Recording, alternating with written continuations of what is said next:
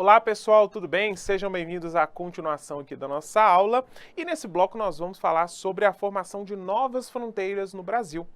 Nós vimos que ao longo aí do nosso século XVII, já no século XVIII também, vários grupos sociais penetraram o interior do Brasil, como por exemplo criadores de gado, jesuítas, bandeirantes, expedições militares. E com isso, então, as fronteiras do Tratado de Tordesilhas, que havia sido estabelecida lá entre Portugal e Espanha, acabaram sendo violadas, já que muitos grupos ligados à administração portuguesa ultrapassaram esse acordo, que nada mais era do que uma linha imaginária e ninguém sabia exatamente onde começava e onde terminava, certo? Então, com isso, com o passar do tempo, novos acordos tiveram que ser firmados entre Portugal e Espanha. É importante também dizer que nesse contexto de interiorização do território brasileiro, em grande medida, durante muito tempo, estávamos vivendo a chamada União Ibérica. Então, se estávamos sendo governados pelo mesmo rei, tanto Portugal quanto Espanha, as colônias correspondentes a esses dois países, efetivamente, também estavam sendo governadas pelo mesmo rei. Então isso, de certa maneira, legitimou essa ultrapassagem de limites aqui durante, claro, esteve vigente a chamada União Ibérica, tá bom? Então muita gente vai acabar percorrendo o limite, para o outro lado do limite desse tratado, justamente nesse contexto em que as coroas ibéricas estiveram, em torno de um mesmo governante, tá bom? Bom, para a gente entender aqui como essas novas fronteiras foram organizadas, a gente vai contar agora alguns tratados que são importantes, tá? Alguns com menos chance de cair do que outros. Um que tem poucas chances de cair, mas vamos trazê-lo mesmo assim, é o Tratado de Lisboa, que foi assinado em 1681. Aqui, pessoal, é importante dizer que, bem no inicinho do século XVII, Portugal estava muito interessado em ter algum domínio próximo ali da região do Prata. Aquela região é onde escoa os rios Paraná e Uruguai. Por quê? Porque dali do rio Paraná, principalmente, era escoado a prata extraída lá da América Espanhola.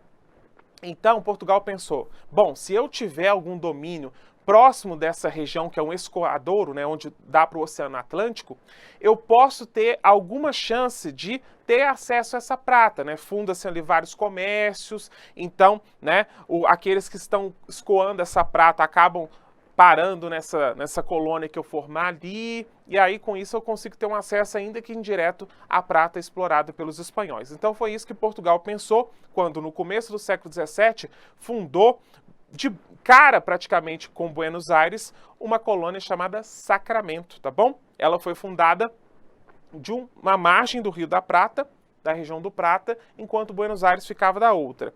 É como se daqui escoasse o Paraná, aqui escoasse o Uruguai, claro, fazendo um desenho bem bobinho aqui, Aqui está o Uruguai mesmo, o território atual do Uruguai, e aqui está a região do Prata, aqui já é o Atlântico, tá bom? A colônia formada por Portugal ficava aqui e Buenos Aires, que era a cidade espanhola, ficava aqui. Então, os portugueses ultrapassaram mesmo, de cara lavada, digamos assim, o Tratado de Tordesilhas para fundar uma colônia bem próxima dessa região do Prata, tá bom? E aí, o primeiro acordo para tentar resolver as tensões que começaram a partir disso foi o Tratado de Lisboa. Porque assim que os portugueses fazem isso, os espanhóis não aceitam e invadem essa colônia, inclusive mais de uma vez, mas em uma dessas vezes eles invadem e ocupam.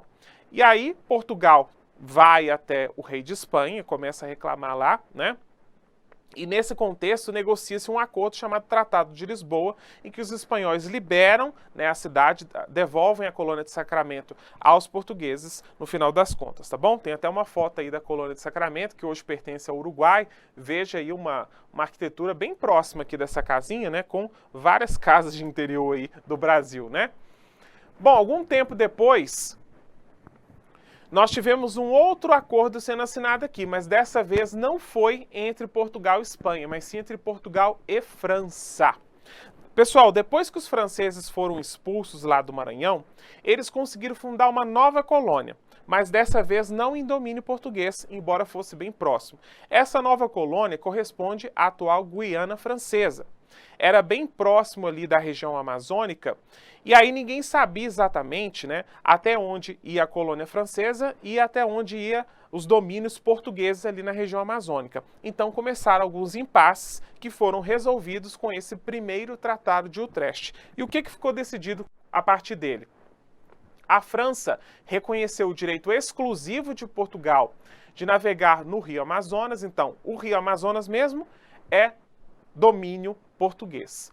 E ao passo que Portugal reconheceu a posse da Guiana pelos franceses. Mas qual que vai ser o marco de fronteira entre o que é português e o que é francês? Um rio chamado Oiapoque. Então, uma margem desse rio é Guiana Francesa e a outra margem desse rio é América Portuguesa. Na verdade, inclusive a região do Amapá. Tá bom? Outro tratado, também Utrecht, foi assinado, mas dessa vez não foi entre Portugal e França, mas sim entre Portugal e Espanha. 2 anos depois, inclusive. Aqui, nesse contexto, a Espanha novamente interferiu em Sacramento, né, tentando expulsar os portugueses dali, eliminá-los daquela região, mas aí não teve jeito, né, tiveram que assinar um acordo e aí, por meio dele, a Espanha reconheceu a possessão de Portugal sobre Sacramento, tá bom? Portugal, então, tentou ali manter alguma influência nessa região do Prata, né, que era uma região de onde escoava, como já dissemos, prata ali de Minas da Bolívia, tá bom? Aqui a gente trouxe um mapa, né, a gente vai repeti-lo ao longo de vários slides aqui, para a gente ir conversando aos poucos. Nesse mapa aqui eu quero chamar a atenção só para a fronteira do primeiro Tratado de Utrecht. Olha só, essa que está em roxo aí. Então ela definiu o que era Guiana Francesa, está até aparecendo a capital da Guiana aí, Cayena, e do outro lado nós temos a nossa América Portuguesa, né, o Amapá, tá bom? Então essa parte em roxo aí é o rio Oiapoque fazendo a divisão entre as duas colônias. Deu para entender essa parte? Então a gente vai bem devagarinho para não gerar confusão, tá? Aos poucos nós vamos falando de cada um dos tratados. Então nós já falamos do Tratado de Lisboa, que tem poucas chances de cair, do primeiro Tratado de Utrecht, tá? Esse tem algumas chances de cair. O segundo Tratado de Utrecht, que, ao meu ver, também não tem muitas chances de cair. E agora nós vamos falar de um tratado que é extremamente importante para a sua prova, que é o Tratado de Madrid, tá bom? Mais uma vez, Portugal e Espanha tentaram estabelecer os limites ali dos seus domínios, o que é português e o que é espanhol. E veja que esses embates se dão na região sul, tá? O da França, embate entre França e Portugal, foi lá na região norte, na região amazônica. Agora, todos os tratados assinados entre Portugal e Espanha, o grande problema é principalmente a região sul, não é verdade? E aí um tratado que tem chances aí de cair na sua prova, que certamente é um dos mais recorrentes, né, em provas, é o Tratado de Madrid de 1750. Bom que é uma data, né, redonda aí, fica até mais fácil de decorar. Esse tratado se guiou pelo princípio do uti possidetis. O que é isso? É basicamente dizer, os territórios que são efetivamente ocupados pelos portugueses seriam reconhecidos como domínio português. E os que são efetivamente ocupados por espanhóis vão ser reconhecidos como espanhóis. Então, esse princípio do uti possidetis vai ser adotado aqui para definir o que é português, pensando aí o que já está ocupado pelos portugueses e o que é espanhol. Esse tratado foi importante porque ele oficialmente tornou inválido o Tratado de Tordesilhas. Na prática, o tratado já estava obsoleto, porque espanhóis e portugueses ultrapassavam a linha imaginária a todo momento, não é verdade? Só que aqui, oficialmente, o Tratado de Tordesilhas foi posto como obsoleto e aí ele passou a substituí-lo, tá bom? Bom, colocamos aqui, né, que desde a União Ibérica esses limites foram violados. E aí, a partir desse tratado, o que foi decidido? Foi o seguinte, a região de Sacramento, que os espanhóis sempre quiseram, né, tirar os portugueses dali, vai ficar com os espanhóis agora. Bom, mas aí os portugueses vão ficar com as mãos abanando, o que vai acontecer? Não, aí eles vão ter direito a uma outra região, uma região chamada Sete Povos das Missões, que tinha esse nome porque lá nós tínhamos várias missões jesuítas, né, aquelas grandes comunidades fundadas para catequizar indígenas, tá bom? Essa região corresponde ao atual, boa parte do atual Rio Grande do Sul, beleza? Então essa região vai ficar para os portugueses, enquanto o Sacramento fica para os espanhóis. Tranquilo? Então esse foi o acordo. Só que para valer esse princípio do uti possidetis, essa região ela era ocupada por jesuítas espanhóis, não era por jesuítas portugueses. Então, na prática, você teria que tirar os jesuítas espanhóis dali para garantir a efetividade da dominação dos portugueses. E aí, essa região está na margem aqui ocidental, né, na margem oriental do Rio da Prata, certo? Do Rio Uruguai, melhor dizendo. Porque, né, os domínios portugueses estão dessa margem do rio. Então, na prática, teriam que tirar todos os jesuítas espanhóis, todos os indígenas missioneiros que estavam lá e deslocá-los para outra margem para eles ficarem lá nos domínios espanhóis. Né? Tirar tudo e falar, agora isso sim é de Portugal, para fazer valer o acordo. Então, para fazer valer o acordo, Sacramento vai ficar com os espanhóis e os portugueses vão ficar com Sete Povos. Só que ali está cheio de jesuíta espanhol. Vamos tirar todos, aí sim vai ficar para Portugal. Deu para entender? O acordo era esse. E para a gente entender o acordo no mapa, olha só, vamos dar um zoom aqui para você ver. Tá vendo essa região aí? Sete Povos, tá vendo? É boa parte do Rio Grande do Sul. Sacramento tá aqui, ó, tá dando até para ver aí, né? Colônia do Sacramento. Viu como ela ficava de frente para Buenos Aires? Por isso que os espanhóis ficaram preocupadíssimos, falando, nossa, os portugueses estão aqui de cara com a gente tentando explorar a nossa prata que vem ali do vice-reinado do Rio da Prata, então nós temos que tirá-lo deles daqui. E conseguiram, né? Veja que tudo que está em cinza aí é domínio espanhol, então os portugueses perderam qualquer influência ali, de acordo com esse tratado. E aí, veja aqui que esse tratado ele considera, né, essa região laranja como todo o território correspondente à América Portuguesa. E repare que, em grande medida, ele corresponde ao território atual do Brasil. Olha só, as fronteiras são bem parecidas, certo? Concorda? Inclusive vai até aqui, né? É muito parecido, tirando o Acre, né? A grande maioria das fronteiras é bem parecido com o que temos hoje. Então, uma forma disso ser cobrado na sua prova é dizer que o Tratado de conferiu ao Brasil fronteiras muito semelhantes às do atual território brasileiro, o que está correto, exceto o Acre. Agora dizer que está igual, aí não estaria correto, né? Deu para entender então essa região aqui? Olha só, vamos voltar aqui. Então, essa região de Sete Povos passaria a ser de Portugal. Tudo que está aqui, né, do lado direito da linha laranja pertenceria a Portugal. Beleza? Só que esse tratado dá certo? Não dá certo. Né? No final das contas, os jesuítas e os indígenas guarani que ali estavam não aceitaram sair dali, não aceitaram se deslocar para outra margem do Rio Uruguai. Eles acreditavam que se fossem para lá, eles tinham maiores chances de serem escravizados, né? Eles conseguiram criar um grande contingente de gado, já estavam devidamente estabelecidos nessa região e não quiseram sair. E mais do que isso, pegaram em armas para não saírem dali, chegando a enfrentar tanto o contingente português quanto espanhol enviado para reprimi-los.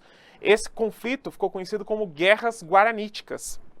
Então é um processo de resistência dos indígenas missioneiros, né, que viviam nas missões, e dos jesuítas contra, né, as tropas enviadas por Portugal e Espanha para poder expulsá-los dali, tá? No final das contas, o que acontece? Esses indígenas foram derrotados. Só que eles nunca foram efetivamente tirados dali. Alguns se esconderam no mato, né? Não conseguiram capturar todos. E aí, com isso, a ocupação dessa região foi inviabilizada. Então, o Tratado de Madrid não foi aplicado, porque não conseguiu garantir efetivamente a posse de Sete Povos para Portugal. Tá dando para entender? Tá indo bem devagarinho. Esse é um dos mais importantes. Eu preciso que você entenda ele bem, tá bom?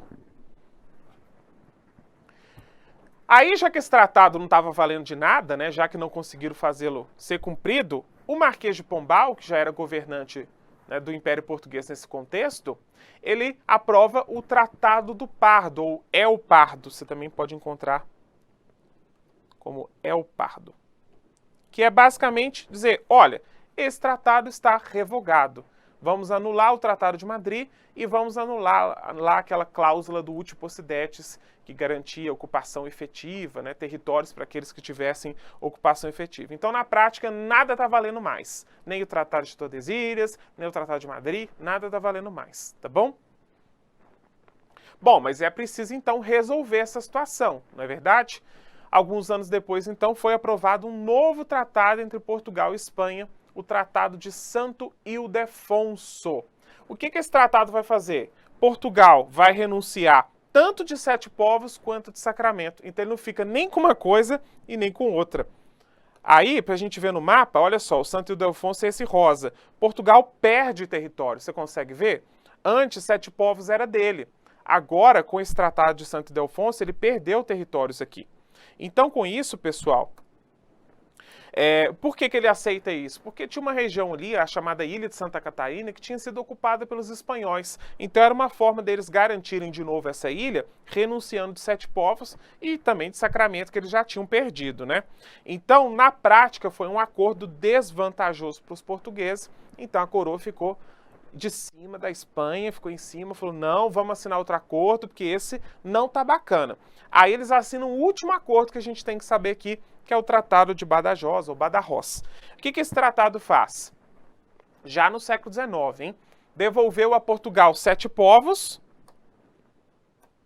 Devolveu a Portugal Sete Povos, então, tá vendo esse de rosinha aí? É a região dos Sete Povos novamente para Portugal. E Sacramento continua com a Espanha. Então, basicamente, aquilo que a gente viu lá no Tratado de Madrid, você vai pegar aquela informação e vai colocar aqui. Porque, na prática, a divisão é a mesma. Sacramento para a Espanha e Sete Povos para Portugal. Beleza? Deu para entender? Tranquilo, pessoal? Então, na prática, a gente pode dizer que o Tratado de Badajoz confirmou as fronteiras anteriormente estabelecidas pelo Tratado de Madrid. E, de certa forma, também pacificou os conflitos entre portugueses e espanhóis. Não tivemos mais conflitos significativos aqui por fronteira. Bom, eu sei que foi muita coisa que foi dita, então é a hora da nossa revisão por meio de uma tabela. É a hora de você aproveitar para tirar um print aí dessa tabela que resume tudo o que a gente falou aqui, tá bom? Olha só, o primeiro tratado que a gente viu foi o Tratado de Lisboa. Não precisa saber data, tá? Só precisa saber talvez o do Tratado de Madrid seria bom, mas no geral não precisa saber data não. Só precisa saber o nome do acordo, né, com quem ele foi assinado aí, Portugal e quais são as consequências dele, o que ficou decidido. Então o Tratado de Lisboa foi assinado em 1681 entre Portugal e Espanha e ele decidiu, e a partir dele os espanhóis garantiram a posse de Sacramento a Portugal, reconheceram lá que Sacramento era dos portugueses. Aí veio o primeiro Tratado de Utrecht entre Portugal e França. Esse é importante? É. Então a gente vai fazer um asterisco nele. Por meio dele, Portugal conseguiu o direito exclusivo de navegar sobre o rio Amazonas e a França passou a ser posse da Guiana Francesa. Já era, mas Portugal reconheceu a partir desse tratado. O rio Oiapoque estabeleceu as fronteiras entre a Guiana Francesa e o Amapá. Esse eu preciso que você saiba, tá bom? Em seguida, foi assinado o segundo Tratado de Utrecht entre Portugal e Espanha, que mais uma vez a Espanha reconheceu a posse de Portugal sob Sacramento. Poucas chances desse acordo cair. Madrid, esse sim, muito importante, tá? Assim como o primeiro Tratado de Utrecht, assinado entre Portugal e Espanha em 1750, ele adotou o princípio do uti possidetis, ou seja, da ocupação efetiva. Aquilo que foi ocupado efetivamente por Portugal é de Portugal, aquilo que foi efetivamente ocupado pela Espanha é de Espanha, tá bom? Essa era a base do acordo. Ele anulou formalmente o Tratado de Tordesilhas e garantiu a Portugal o domínio de Sete Povos das Missões e para a Espanha o domínio de Sacramento, tá? Só que não foi possível cumprir esse acordo devido às guerras guaraníticas. Eu preciso que você saiba tudo isso que eu acabei de falar aqui em relação ao Tratado de Madrid. Esse tratado foi anulado pelo El Pardo, né? Por pressão aí do Marquês de Pombal, revogou ele. Em seguida vem o Santo Ildefonso, que também é importante, foi assinado entre Portugal e Espanha, reconheceu a Portugal a posse da ilha de Santa Catarina e a Espanha tanto o Sacramento quanto os Sete Povos das Missões. Então ele foi prejudicial para Portugal, porque ele não ficou nem com uma coisa e nem com outra. Já Badajoz, que é outro acordo que a gente também tem que saber, foi assinado entre Portugal e Espanha e ele encerrou os conflitos aqui, retomou aquilo que tinha sido definido no Tratado de Madrid, né? Então vou até fazer uma seta aqui, ó. Portugal ficou com Sete Povos e a Espanha ficou com o Sacramento. Para poder decorar a ordem, se você quiser, tá aí o nosso bizu, né? Lisboa, Utrecht, Madrid, Pardo, Santo Ildefonso e Badajoz. Como que a gente decora? Cria uma frasezinha com as iniciais aí. Eu dou essa de sugestão, mas tem várias possibilidades. Laura usou uma maquiagem para sair bonita. Então é uma forma de decorar, né, essas iniciais aí dos tratados, beleza? Tá aí a minha sugestão, mas pode usar Lúcia, né, pode usar outras possibilidades aí. Uma mini saia ao invés de maquiagem, sei lá, né? Bela ao invés de bonita, qualquer coisa aí. Depois você me conta qual que é a sua estratégia para decorar, beleza? E para a gente fechar essa parte, né, eu queria falar dos dois últimos períodos aqui importantes para a gente quanto à administração do Brasil. Eu vou falar de dois períodos que estão acontecendo lá em Portugal, mas que têm efeitos no Brasil, tá bom? O primeiro é a chamada Era Pombalina, que eu já comentei aqui com vocês, do Marquês de Pombal, né, um governante cujo governo traz grandes transformações para o Brasil. O Marquês de Pombal, pessoal, ele não é rei de Portugal, né? Como o próprio nome sugere, ele é marquês, ele é um nobre, mas ele é um nobre que ocupa, né, um cargo de ministro do rei Dom José I, tá? Esse Marquês de Pombal, que na verdade se chama Sebastião José de Carvalho de Melo, ele fica um período considerável à frente do poder e promove grandes transformações em todo o império, por isso que o seu governo é chamado de Era Pombal ou Era Pombalina. O que ele faz de importante? A gente tem que pensar que quando Pombal assume o poder, Portugal não estava muito bem com as suas finanças. Isso, em grande parte, se deve a alguns acordos, né, mal sucedidos feitos entre Portugal e Inglaterra, e dentre eles a gente pode destacar o Tratado de Methuen. Esse Tratado de Methuen, também conhecido como Panos e Vinhos, trouxe consequências muito desfavoráveis para Portugal. O que ele decidia? Que Portugal se comprometeria a comprar tecidos vindos da Inglaterra, né, com baixas tarifas alfandegárias, ao passo que a Inglaterra se comprometia a comprar vinhos portugueses, também pagando baixas taxas alfandegárias quando chegassem à Inglaterra. Então era um acordo para favorecer esses produtos, né? O principal produto da economia portuguesa, né, de exportação era o vinho, e no caso dos ingleses era os tecidos. Então era uma forma de fazer um acordo ali para que os seus produtos pagassem poucos impostos quando chegassem no país, né, que faria o acordo. Então, esse acordo entre esses dois países foi desfavorável, no final das contas, para Portugal, porque, no final das contas, nós precisamos muito mais de tecidos, né, do que de vinho, pelo menos em tese. Espero que seja o seu caso aí, né? Então, com isso, Portugal exportava muito menos e importava muito mais que a Inglaterra. Então, aqui a gente tem uma balança comercial, né? Lembra lá do nosso início sobre mercantilismo? Extremamente desfavorável, deficitária. Portugal importa muito e com isso se torna extremamente dependente, né? Dependente mesmo da economia britânica, tá bom? Então, quando Pombal assume, o cenário econômico é esse, né? A Inglaterra está, né, exercendo grande influência na economia portuguesa, e aí o Pombal buscou dar um basta nisso, né, tentou, mas não conseguiu, incentivando exportações de vinho, né, ainda mais, incentivando também que sejam produzidos tecidos em Portugal, tá? Mas não adiantou muita coisa não. Para o Brasil, ele também tem algumas decisões que alteram coisas importantes aqui. Para começar, ele extingue o sistema de capitanias hereditárias, né, que existia até então. Então, lembra lá que eu comentei com vocês? Criação do governo geral não extingue as capitanias hereditárias, lá na nossa primeira aula. Pois é, elas só vão ser extintas aqui, beleza? 1760, aliás, até antes, né? Aqui, nessa mesma época, em 1763, nós temos, né, a transferência da capital de Salvador para o Rio. Eu já comentei isso com vocês, né, para poder aumentar a fiscalização sobre o ouro.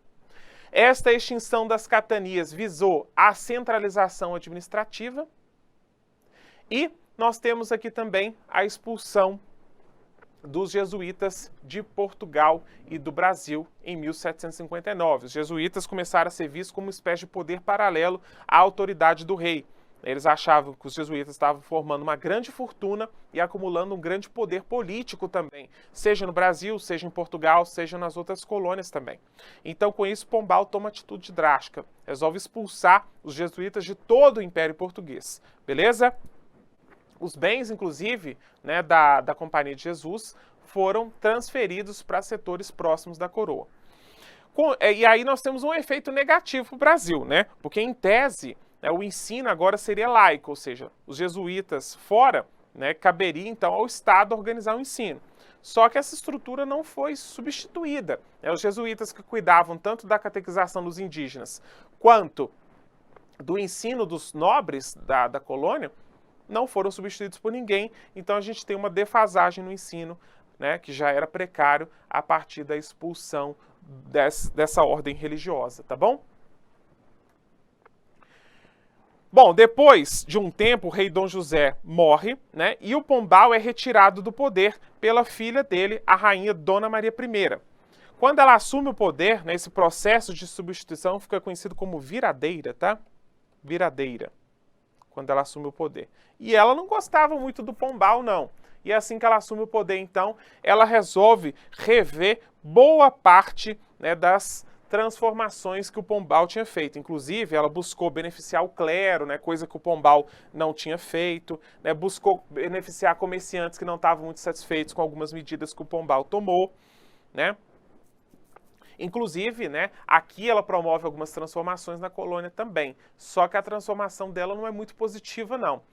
Uma coisa que é importante, né, a única coisa, na verdade, que a gente tem que saber do governo da Dona Maria I, como consequência para o Brasil, foi a aprovação do Alvará de 1785. Esse Alvará, pessoal, ele proibiu atividades manufatureiras no Brasil. Então, não se pode ter aqui manufatura de calçado, de vela, né, de produção de chumbo, nada disso, tá? De canhões, nada disso. Tudo isso tem que ser comprado de Portugal. Na concepção da rainha, é importante garantir isso para que os colonos foquem nas atividades econômicas que Portugal julga essencial. Então, se eu estou produzindo açúcar aqui e começa a ganhar muito, e resolvo então investir, não sei, na produção de velas, né? Todo mundo precisa de vela aqui, não tinha eletricidade, e começa a ganhar muito dinheiro com vela, eu vou deslocar o meu interesse para uma atividade econômica que não paga imposto significativo. Então, né, e que vai concorrer ainda com produtos com as velas trazidas pelos comerciantes portugueses. Então, isso é algo que não vai ao encontro dos interesses da metrópole. Por isso que a Dona Maria, então, resolve, no final das contas, proibir a criação de manufaturas. Isso significa o quê? A proibição de qualquer processo industrial aqui no Brasil. Beleza? Então, isso é aprovado em 1785. Deu para entender? Com isso, então, fechamos o nosso bloco. Próximo bloco, então, nós vamos falar das revoltas, que são um tema muito importante aí para sua prova. Tá bom? Então, até lá. Tchau!